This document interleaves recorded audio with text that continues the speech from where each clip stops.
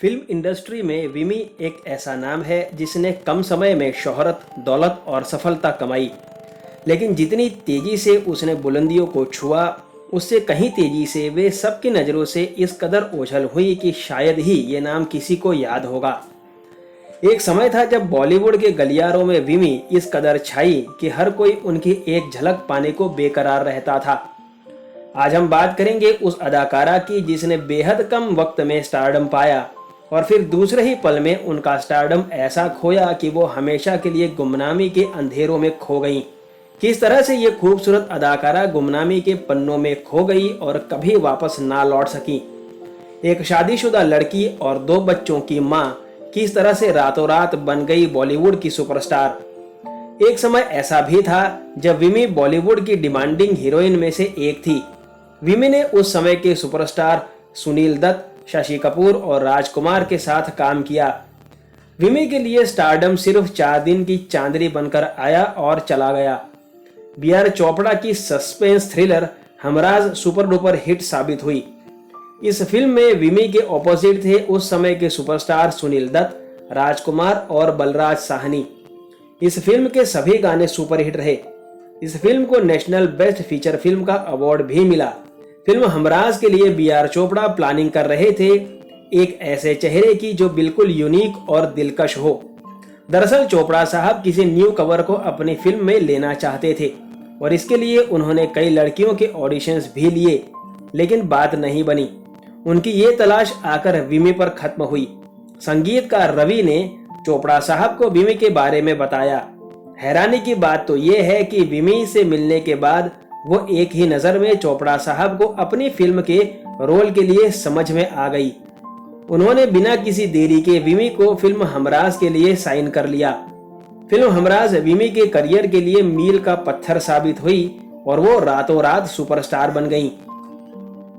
Film Humraaz के बाद हर तरफ केवल विमी के चर्चे होने लगे। आलम तो ये था कि विमी हर मैगजीन के कवर पेज पर छा गईं। उस समय फिल्म मैगजीन के कवर पेज पर आना ही बड़ी बात मानी जाती थी। विमी का यूं मैगजीन के कवर पेज पर आने का इशारा यही था कि वो एक बड़ी स्टार बन गई हैं, जिसे रातों रात स्टाइल आइकॉन मान लिया गया है। फिल्म हमराज से विमी ने जितनी तेजी से एक ही दिन में स्टारडम हासिल किया, उतनी ही तेजी से उनके डाउनफॉल का सामना करना पड़ा। यूं कह सकते हैं कि विमी एक ही फिल्म के लिए बॉलीवुड में आई और फिर हमेशा के लिए गुमनामी के अंधेरों में गुम हो गईं। ऐसा नहीं है कि उन्होंने फिल्म हमराज के बाद काम नहीं किया। दरअसल फिल्म हमराज के बाद उन्होंने 3 और फिल्में की, जिनमें आबरू, वचन और पतंगा शामिल थीं। लेकिन अफसोस की बात यह है कि सभी फिल्में विमी के करियर के लिए डाउनफॉल ही साबित हुई। फिल्म आबरू में उनके साथ न्यू कमर दीपक कुमार थे, मगर ये फिल्म नहीं चली।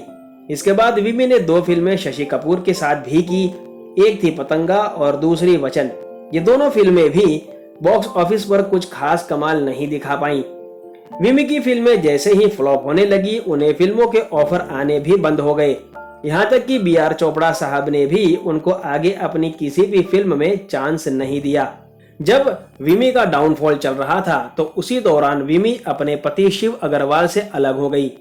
शिव कलकत्ता के बिजनेसमैन थे। अपने पति शिव से अलग होने के बाद विमी जॉली नाम के शख्स के साथ रहने लगी। कहा जाता है कि जॉली एक ब्रोकर थे। अपने पति को छोड़ जॉली के साथ रहना उनकी सबसे बड़ी भूल थी। विमी के जीवन में जॉली का आना एक भूचाल साबित हुआ। जॉली ने विमी को इस कदर बर्बाद कर दिया कि वो फिर दोबारा संभल ना सकी। जॉली के कारण बिजनेस, प्रॉपर्टी के अलावा विमी की टेक्सटाइल मिल भी बंद हो गई। हालात इतने खराब हो गए कि जिंदगी की परेशानियों से जूझने के लिए विमी ने शराब का सहारा ले लिया। शराब की लत उन्हें अंत तक ले गई। 1943 में पंजाबी परिवार में जन्मी विमी सिर्फ 34 साल की उम्र में इस दुनिया को हमेशा के लिए अलविदा कह गईं। आलम तो ये था कि उनकी मौत के समय उनके पास उनका अपना कोई नहीं था, ना ही पति और ना ही बच्चे। विमी के मौत की खबर किसी अखबार में आना तो दूर की बात, बल्कि उनके रिश्तेदारों तक उनकी मौत की खबर ना पहुंच सकी। उनके मृत शरीर को एक ठेले पर ले जाया गया था। आज के वीडियो में बस इतना ही। वीडियो पसंद आया हो तो लाइक करना बिल्कुल ना भूलें। धन्यवाद।